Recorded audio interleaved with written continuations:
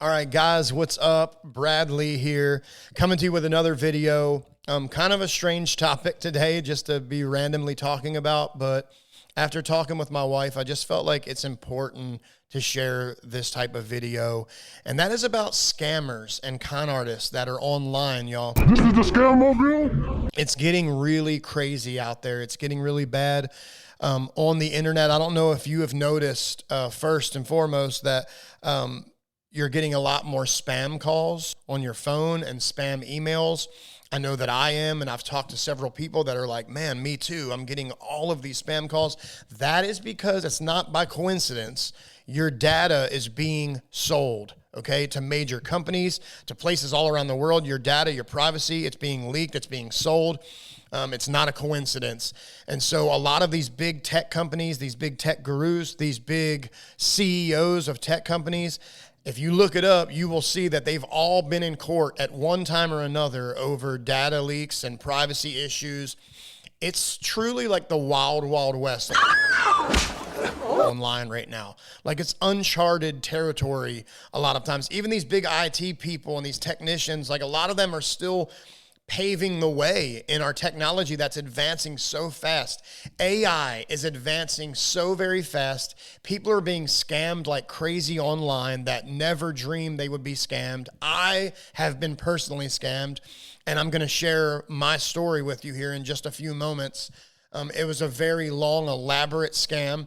And so there's people in my circle that I know very well, very close, that have been scammed. There's people even that I know right now that I believe are being scammed, and they're so lost in it. Whether it's because you've been hurt, maybe you've lost somebody and you're in grief, maybe it's financial issues, whatever it is, these scammers and these con artists, they work on vulnerable people. Okay. And so you would never think that it would be happening to you. You think they're authentic. You think it's real, but the reality is it's a scam, and it can end very dangerously. There's a new Netflix documentary my wife and I watched. It's called Sweet Bobby, the Catfish Stalker. And basically, this woman is led on for over 10 years of her life thinking that this guy was going to be her future husband, and it was a fake account. It's just crazy what the lengths that people will go to. They will empty your bank account and move on to the next person like it's nothing. And so it's getting crazy out there. There's this interview between Tucker and Elon Musk, and he's talking about how quick AI is advancing and why there needs to be tighter parameters maybe on AI. And I want to show you a little bit of this interview, and then we're going to talk some more. So let's check it out.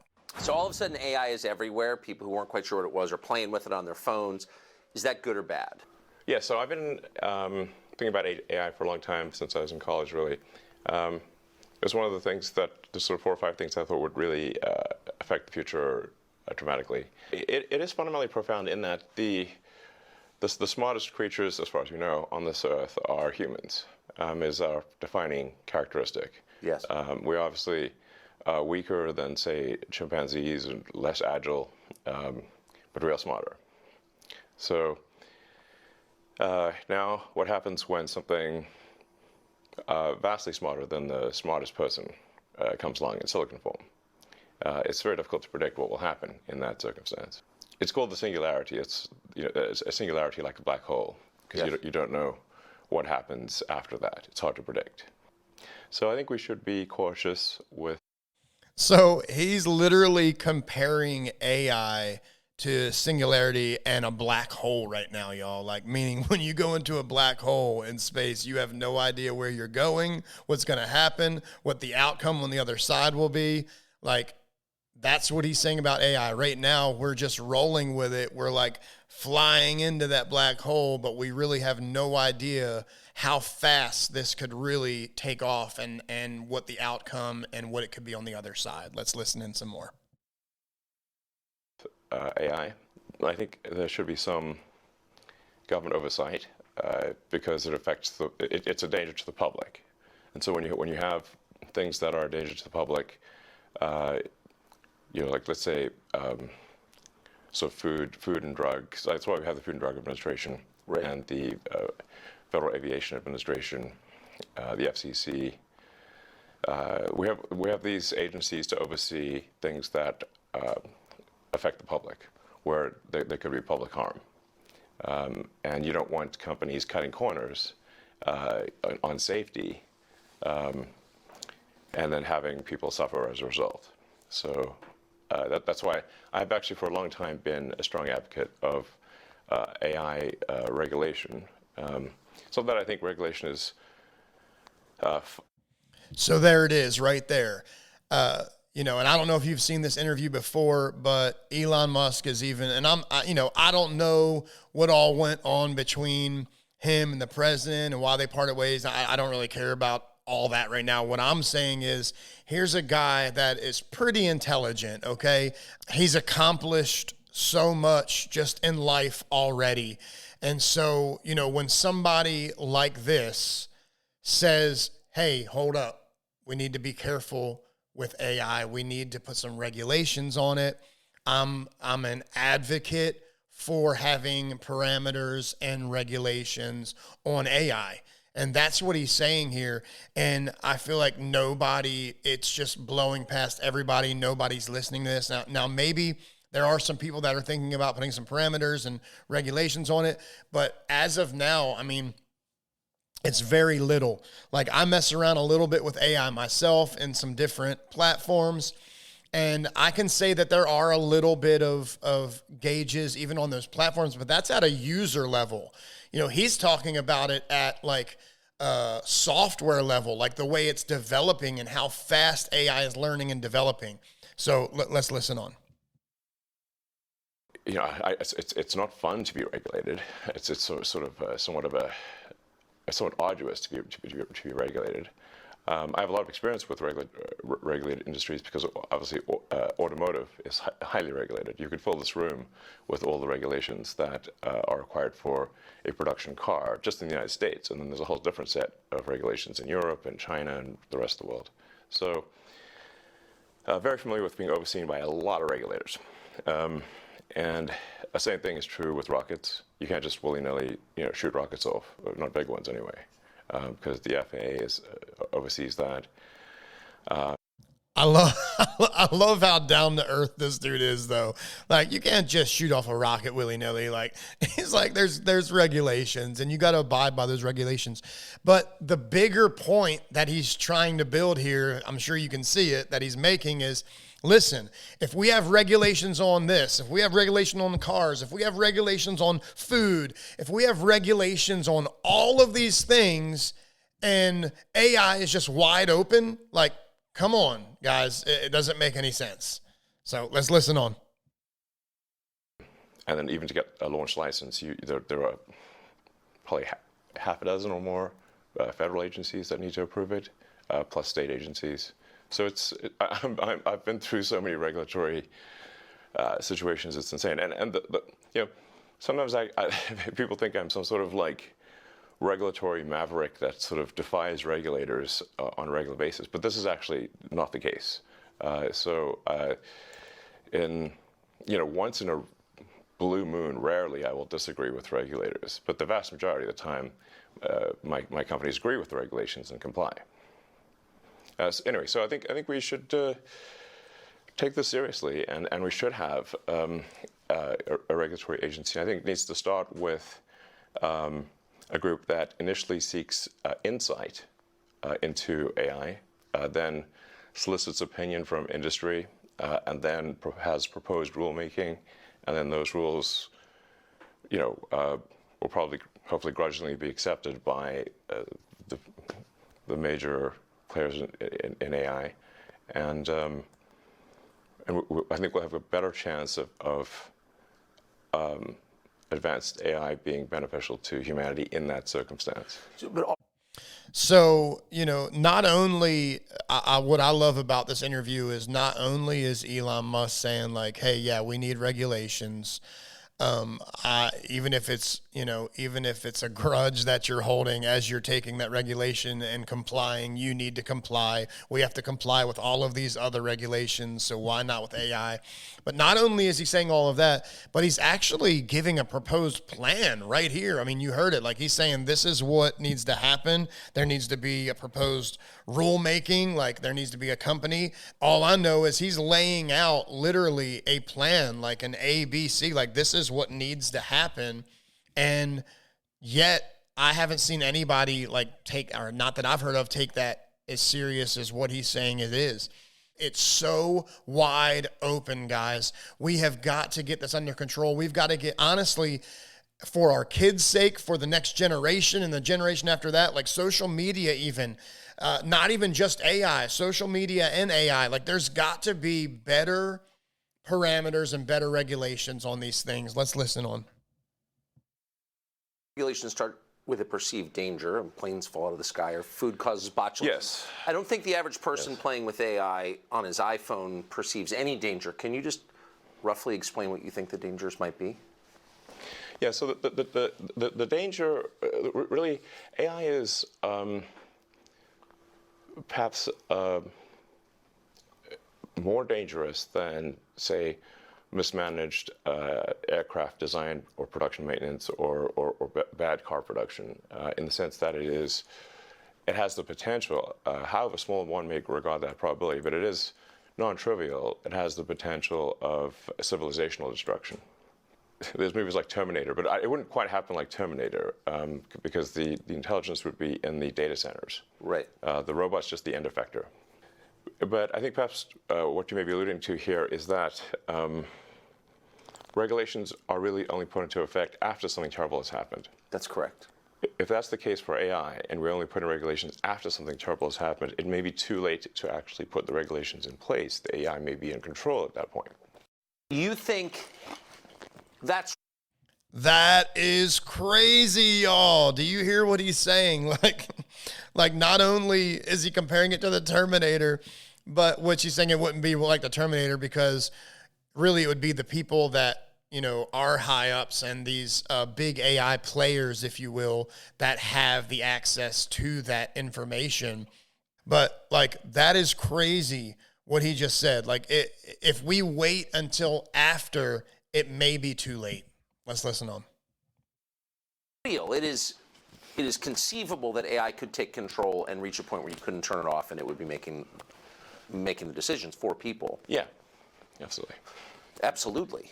No, that's definitely where things are headed, for sure. You can see Tucker is like, what? What? What? Are you serious right now? That's really the way it's headed? You got to give this guy, like I said, you got to get, whether you like him or you don't like him, Elon Musk, you got to give him a little bit of credit. He's an intelligent dude, and everything that he's accomplished. And so, he's saying, yes, that's the way this is headed. It's headed towards destruction.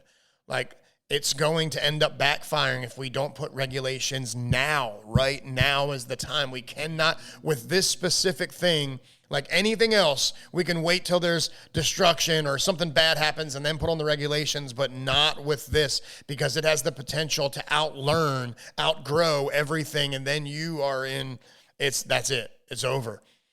It's learning too fast, guys. There has to be regulations put on. Let's listen on. The things like say ChatGPT, which is based on GPT-4 from OpenAI, which is a company that I played a critical role in creating, unfortunately. Back when it was a nonprofit? Yes. The reason OpenAI exists at all is that Larry Page and I used to be close friends, and I would stay at his house in Palo Alto, and I would talk to him late into the night about AI safety. And at least my perception was that Larry was not taking AI safety seriously enough. What did he say about it? He really seemed to be digital superintelligence, basically digital God, if you will, as soon as possible. He wanted that? Yes. He's made many public statements over the years that the whole goal of Google is what's called AGI, artificial general intelligence or artificial superintelligence. And I agree with him that there's great potential for good, but there's also potential for bad. And so if you've got some radical new technology, you want to try to take the set of actions that maximize the probability it will do good and minimize the probability it will do bad things. Yes. It can't just be hell for leather. Let's just go, barreling forward and, hope for the best. And then at one point, I said, well, what about, we got to make sure humanity's okay here. And then he called me a speciesist. Did he use that term? Yes. And there were witnesses. I wasn't the only one there when he called me a speciesist. And so I was like, okay, that's it. Yes, I'm a speciesist. Okay. You got me. What are you? Yeah, I'm fully a speciesist. Busted. So that was the last straw. At the time, Google had acquired DeepMind, and so Google and DeepMind together had about 3/4 of all the AI talent in the world. They obviously had a tremendous amount of money and more computers than anyone else. So I'm like, okay, we have a unipolar world here where there's just one company that. Okay, so this is what it amounts to, guys. Like, I don't want to sit here and listen to this whole video. I just wanted to listen and show enough to get you to understand, like, as this story that I'm about to share of what happened to us and how we got scammed. I'm telling you, like, I'm looking at the bigger picture, right? This is just one instance where we got scammed, or maybe it's one instance that you got scammed, but there's a bigger picture out here of how fast things are rolling. And if there's no parameters and if there's no, I know I'm saying that a lot, but if there's not any regulations that's put on this stuff, it's going to go downhill really quick. And so I want to share this story with you though. And it was, really just this past year that it happened to us. And it takes a lot. Listen, it takes a lot to get over on me. I promise. I'm from the city. I grew up in the city. I grew up with people like stealing our bikes and robbing people and getting over on people all day long, every day. It takes a lot to get me. But these scammers are cunning. They play the long game. They play elaborate schemes and not even understand what's going on. You get so caught up in talking to somebody. Maybe you're lonely. Maybe you're hurting from grief, or maybe something's going on where somebody's offering you money or a way out. Whatever it is, these people hook you. They work on people that are vulnerable. They hook you, kind of like the whole Jeffrey Epstein thing, right? I mean, we know like that's what he did. Like he created a literal Ponzi scheme, if you will, of working on young girls that were vulnerable, whether they had a jacked up past or father issues or they had drug addiction in their families, whatever it was, he always kind of gravitated and went towards these girls that had previous issues. And these scammers do the same thing. They will try to seek out and find people, and they're even more cunning now. It's just crazy how it's getting, but they're so cunning. They will rope you in because you're lonely and act like they're wanting to be your boyfriend or husband, and or act like they're going to give you money. And we've even had people where they sent a check. They were like, "Listen, no, this is legit. I'm real. I promise." Like they sent this check, and this person that I know almost literally like went to go have it cashed and found out that it was all a lie and that it was all bogus. So it's crazy out there, guys. So the reason for this video today is to share a few practical things that I have learned since we have been scammed. Somebody scammed us of over $5,000, and it was a very elaborate scam. They acted as a third-party person, a whole fake person they created that reached out to us through email and literally said that they had a similar vision as our ministry, okay? And they went on to say they found my song through it all, online, and that his wife had passed away, and that song had helped him get through very hard times. And so it was very cunning, and so we began building this relationship with this person. And he said they had a farm and they wanted to do a lot of the same ministry things that we were doing here and a lot of our vision. And they said, "Listen, my wife that passed away, Like, that's what she did. We have a farm where we're at. We do all of the ministry things that you guys are doing. It's so wild how I found your ministry, because my wife was doing those same things. And then she got sick with cancer, and we found your song, Brad. And so, I know it would be a great honor to my wife. I'm selling off this farm. We're selling everything because she passed away, and the kids don't want anything to do with it. They're moving on with their lives, and they got their own businesses. And so I'm selling the farm, and I want to donate $5 million to your ministry.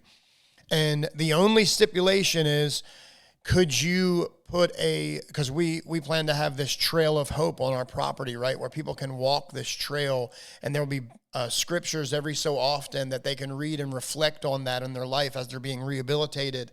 And he said the only stipulation is, after we donate this money, we want a bench memorial to my wife on the Trail of Hope. And we were like, absolutely, it would be a great honor to do that. And so a month goes by, and I cannot get this guy on a video call, which brings me to my first scamming point. Guys, whoever you're talking to, first and foremost, if it's progressing as a serious relationship, whether financially, whether personally, whether relationship-wise, like boyfriend or girlfriend, or you're talking to this person, whatever that thing is, get them on a video call, okay? And you need to be able to tell what is AI and what is not AI, because people can use AI video chat these days, and they can change the voice of anything. It's wild. So you need to make sure that you have an eye for that you can tell what those things are. But you need to get them, that's the first thing, is get them on a video call. If they're hesitant to meet you on a video call and they keep putting it off, something is up. I promise you, something's up. That's my first point. So I could not get this guy on a video call. I couldn't even get him on the phone. It was just emailing back and forth. And so I had red flags the entire time. I knew better. But again, they're so cunning and so crafty that they keep stringing you along, right? That's why they call it catfishing. They keep kind of stringing you along, keep going. And so finally, he was like, man, I'm caught up trying to sell all of our possessions right now. We're selling the estate, selling the farm. I cannot get away from where I'm at right now, Brad, to get out there. But I promise you, as soon as I can, I'm flying into Nashville, and I'm bringing a certified cashier's check for $5 million for y'all's ministry.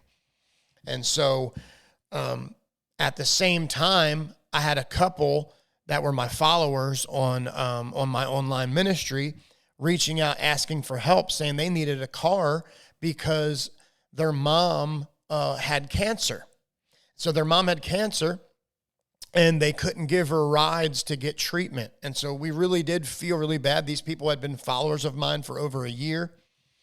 And so it worked on our heartstrings. And this person that was going to donate $5 million was also friends with them. That's kind of how it all interconnected. It was like this web of lies, right?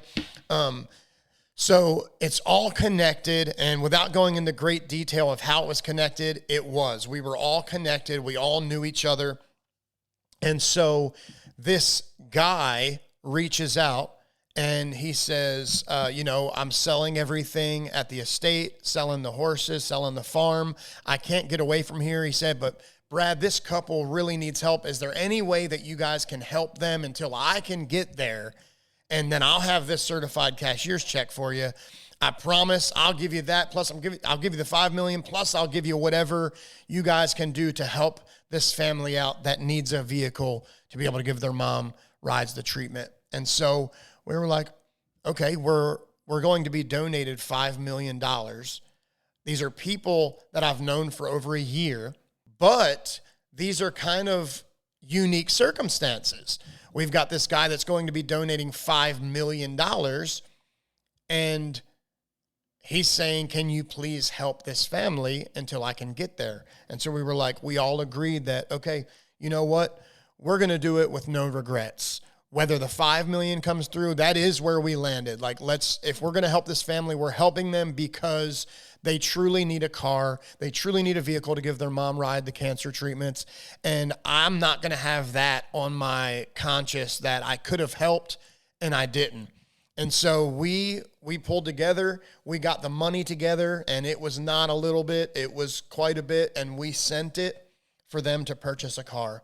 Well, long story short, guys, it was all a scam. It was all a con. It was a long game scam. And this couple from my live stream, it ended up, that was them that was acting as this third party person. There was no farm. There was no person. There was no estate. There was no $5 million. It was them that had created. And I started going back through this person's YouTube account and through their accounts, and I realized it was all brand new accounts. And I was like, okay, somebody just created these. Literally right after we sent the money, I began figuring it out. That, along with there not being any video calls and there being crazy excuses of why he couldn't come on the video. It's the wildest, elaborate story of scamming that I've ever heard of, let alone been the victim of. And so now we're working with law enforcement. We're working with churches that are in this area of these people to try to bring this to an end where they can't do that to anybody else any longer. And it's a process right now, but it's moving forward. And these people continue to reach out to me today apologizing. Actually, as a matter of fact, they sent me money the other day as a payment, a $25 payment, saying, hey, listen, this is... we want to pay back everything that we took, and we don't expect your forgiveness, but it's between us and God. And I'm like, what in the world, man? Are people literally this crazy?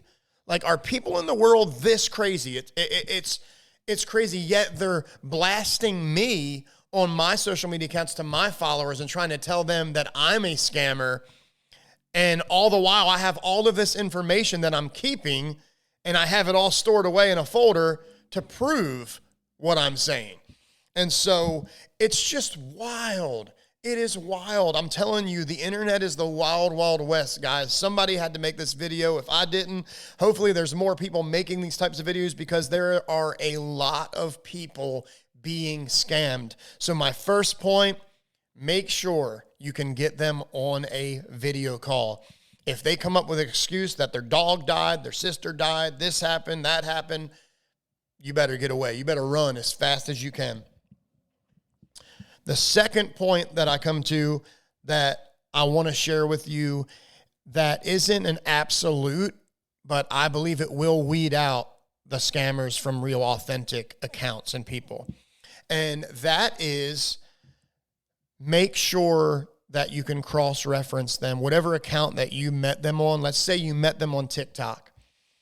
Make sure that you can find that they have a Facebook account, that it matches the TikTok. Make sure that you can find that they have an Instagram account or a YouTube account or some other kind of account that matches the other account. Also, if they have a bunch of accounts in their name and there's a bunch of this person, I would be very leery. But if you can't find another account on them, like a Facebook or a YouTube, if somebody tells you, oh, sorry, I don't do Facebook, I don't do YouTube, I don't do Instagram, I don't do anything other than TikTok or one account, whatever that account is, I'm telling you, it's pretty much 95% a scam. Like, I guarantee it. So if it's a real authentic person, they're going to have at least a Facebook. You can't tell me that somebody's just going to have a TikTok account. They don't have any other account. That's a bunch of baloney. So one is make sure you can get them on a video call and talk to them personally and weed out that it's not AI. Also, in this scam that I was involved in, the victim of, these people, eventually we did get them on the phone and they used a voice altering system to make their voice change. And I'm telling you, man, it's crazy, a crazy elaborate scam. So make sure that they're not using, you can tell because it's very robotic sounding.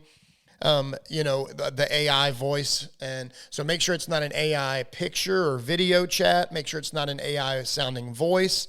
Weed those things out. If you're not sure, send it to somebody that you know is tech savvy. That's what I do. I'm like, hey, I'll send this picture. And they're like, oh, dude, that's AI. A lot of times you can search that picture in AI. So let's say somebody sends you a picture. Copy that picture, keep it, put it into ChatGPT or another AI platform and search it, or search it in Google AI. Search it in Google search. And if that picture is AI, usually it will let you know the percentage. It will let you know like what percentage Google thinks that it is AI. If it's 90% sure, if it's 95, 99% sure. And so I had actually done that. It was a little bit too late. I had to learn these things. So hopefully you can learn through me. But after the fact, I did that, and it showed that it was 99% sure that the pictures I was sent were all AI. And so AI generated pictures. That's another thing. If their profile picture isn't an authentic picture of them or them with their family, if it's like too perfect looking, if it looks like it's like some kind of crazy 4K, 8K resolution and it's just too clear and too perfect, I'm telling you, it's probably AI. So be concerned. Now, there are some people that use a really great camera to get pictures for their profile pictures. That's not abnormal, but you can always tell inconsistencies in an AI picture, like a hand may be a little bit bigger than the other hand, or there may be a part of the picture that's cut off. And so you can really tell if you get an eye for that thing. I've now learned since then, and I've got an eye for knowing AI generated photos, videos, voice generated. And so you just kind of, that's the times we live in, though. It's sad. But so first thing, video chat with the person. Make sure it's not anything AI generated. Number two, cross-reference them to another social media account. See if you can find this person. Even Google search them and see if you can find who they are online somewhere other than just one account. If it's just one social media account that they have, I'm telling you, it's fake. It's not real. I don't think so anyway. In my experience, that's the way it's been. Usually people are going to have multiple accounts. I'm not saying always. There's a lot of older people that may only have a Facebook or that may only have, a TikTok. But I'm just talking about the majority of time, it's fake. And the third thing is you need to be able to get them on a call. I mean, that seems like the most simple, right? But they need to be able to talk to you. You need to be able to talk to them on the phone and make sure that their voice is not a different accent from what they've told you, or they're from a different country, or that it's not AI generated voice. And so video call, voice call, other social media accounts. And then if you're still having some red flags, I would call some sort of agency, law enforcement. I wish I would have done this at the beginning. But I would call somebody if you've sent it to friends and they're not sure and you cannot weed this thing out. Then you need to get a hold of somebody that can look up this person and find out if they're real. Because listen, guys, there's trafficking going on. There's people that can take you out, man, and then you're gone. And there's people that will empty you financially. You're just completely, they empty you out and then they move on to the next person. So guys, please, I know this was a little bit of a long-winded video of talking about scam and con artists, but it is real, y'all. It is real. It's the wild, wild west on the internet. Technology is advancing fast. AI is advancing fast. It seems like there's no parameters on anything hardly. Thank God, I feel like YouTube has done a better job at putting parameters up to kind of guard against this, but no platform is perfect. So none of them are. No platform is perfect. And people are scamming people on all platforms. So be careful out there, guys. I promise it's happening to people that never dreamed that they would be scammed. And so it's happening to so many people that I know, even in my circle, that I never would have thought could be scammed. And so don't think that it can't happen to you. Don't be so egotistical or prideful that you don't think it could happen to you and that your situation is real and it's authentic, because I'm telling you, it happens to those people too. It's happening to everybody. It's crazy out there. Y'all, first and foremost, I should have said, stay in scripture, stay in prayer, because the one thing that I know is the Holy Spirit will convict your heart. The Holy Spirit will guide you, even in these things, more than anything else in this world. You will get that red flag or that sick feeling knowing that something is off. And if you're in tune with God, he will stay in tune with you. He will lead you. He will guide you. Stay in tune with the Father. Stay in Scripture. Stay in prayer. Stay in communication to him. He will not steer you wrong. The Holy Spirit will not steer you wrong. Guys, be blessed and stay safe out there, y'all. See you next time.